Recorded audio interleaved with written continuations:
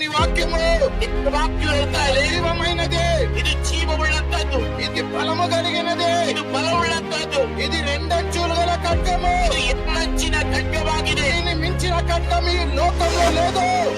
ಇದಕ್ಕಿಂತ ದೊಡ್ಡದು ಖಡ್ಗ ಇನ್ನೊಂದಿಲ್ಲ. ఈ ప్రాణం ఆత్మ మూలుగలను విభజిస్తుంది. ಇದು ಪ್ರಾಣಾತ್ಮವನ್ನ ವಿಭಜಿಸುವಂತದಾಗಿದೆ. ఈ మనస్సులోని దూరేది ఈ వాక్యం. ಇದು ನಿನ್ನ ಮನಸ್ಸಿನ ಒಳಗೆ ನುಗ್ಗುವಂತದಾಗಿದೆ. వాక్యంను పక్కకు పెడితే లాభం లేదు. ವಾಕ್ಯವನ್ನ ಪಕ್ಕದಲ್ಲಿಟ್ಟರೆ ಏನ್ ಲಾಭವಿಲ್ಲ. వాక్యమే దేవుడు. ವಾಕ್ಯವೇ ದೇವರಾಗಿದ್ದಾರೆ. ಆ ವಾಕ್ಯವೇ శరీరధారిగా ಶರೀರಧಾರಿಯಾಗಿ మన మధ్యలోనికి వచ్చాడు. ನಮ್ಮ ಮಧ್ಯದೊಳಗೆ ಬಂದಿದ್ದಾರೆ. ఆయననే యేసు ప్రభు.